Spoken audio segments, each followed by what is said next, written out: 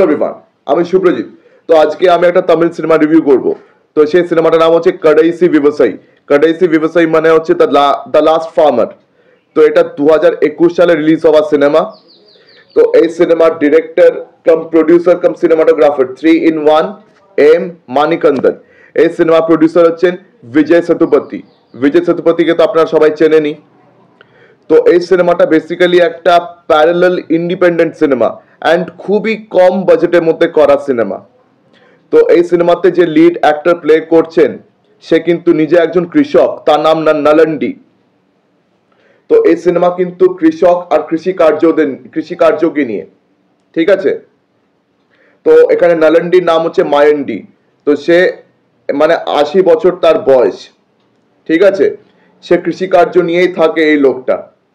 তো সে আর কি কথা খুব কম বলে, কানে সে অতটা শুনতে পায় না, এমনকি তার মানে সে কিন্তু সহজে ইমোট করে না। তো তার আর কি জীবন চলে এই কৃষিকার্য নিয়ে। তো তার গ্রামের যতগুলো কৃষক রয়েছে তারা কিন্তু সবাই কৃষিকার্য বন্ধ করে দিয়েছে। সবাই নিজেদের জমি জমা বিক্রি করে তারা অন্য সব পেশায় তারা লিপ্ত হয়েছে। কিন্তু এই নালন্ডি হচ্ছে একমাত্র কৃষক যে নিজের জমি এখনো বিক্রি করেনি, সে এখনো কৃষিকার্য চালিয়ে যাচ্ছে। তার কাছে অনেকবার লোকেরা এসছে তার জমি কিনতে, কিন্তু সে নিজের জমি কখনো বিক্রি করেনি।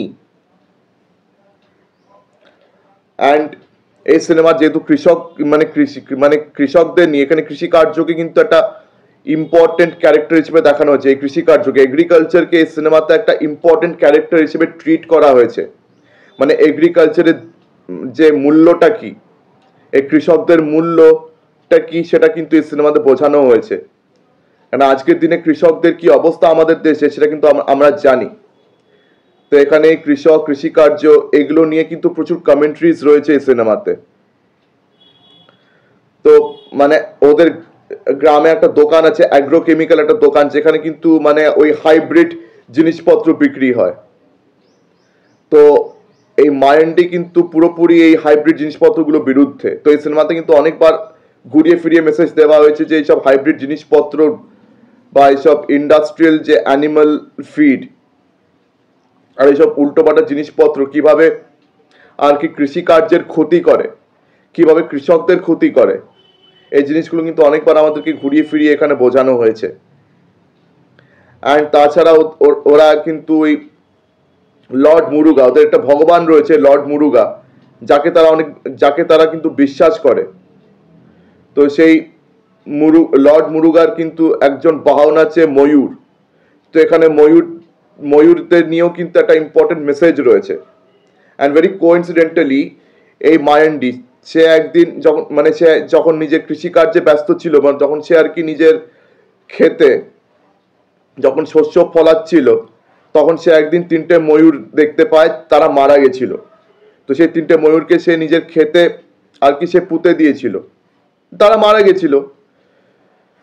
তো একজন আর কি মানে তারই গ্রামের একজন সতীর্থ তাকে দেখে নিয়েছিল। তারপর দিন পুলিশ এসে এই মায়ান্ডিকে গ্রেপ্তার করে নিল। তো এখন তাতে কিন্তু একটা মানে অবস্থা খারাপ হয়ে গেল গ্রামবাসীদের।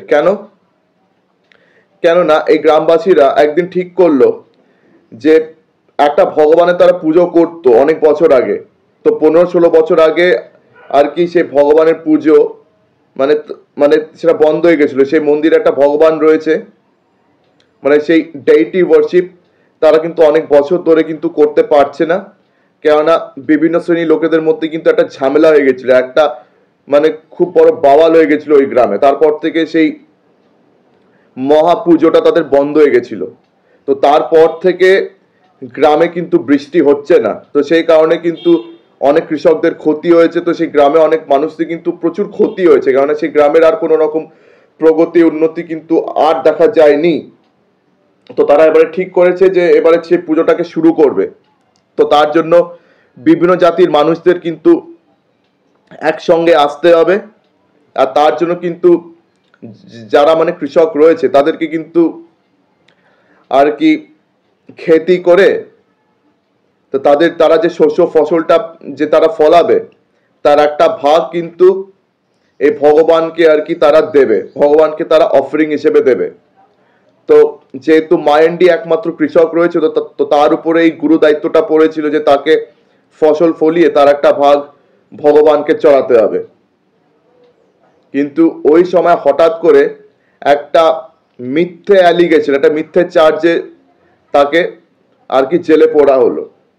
তো সেটার পিছনে কিন্তু পুলিশের একটা স্বার্থপরতাও দেখা দিয়েছে। এখন পুলিশের সেটা কি স্বার্থপরতা বা কি নয় সেটা বিষয়ে আমি আর বেশি কিছু বলতে পারবো না এখানে, কারণ এখন বেশি কিছু বলতে গেলে পুরো প্লটটাই রিভিল করা হয়ে যাবে। তো আমি চাইবো যে আপনারা এই সিনেমাটা অবশ্যই দেখুন, ঠিক আছে? এই কৃষকদের নিয়ে, কৃষকদের দারিদ্র কষ্ট নিয়ে কিন্তু এই সিনেমাটা বেশ সুন্দরভাবে আর কি বানানো হয়েছে। এটা যদিও একটা ইন্ডিপেন্ডেন্ট প্যারালাল সিনেমা, কোনো মেইনস্ট্রিম সিনেমা নয়, কিন্তু তাও এই সিনেমাটা আপনাদের দেখা উচিত যে আমাদের দেশে কৃষকদের আজকে যা অবস্থা। তো এখানে কৃষিকার্য, কৃষকদের মানে অবস্থা সম্বন্ধে কিন্তু অনেক কমেন্ট্রিজ রয়েছে।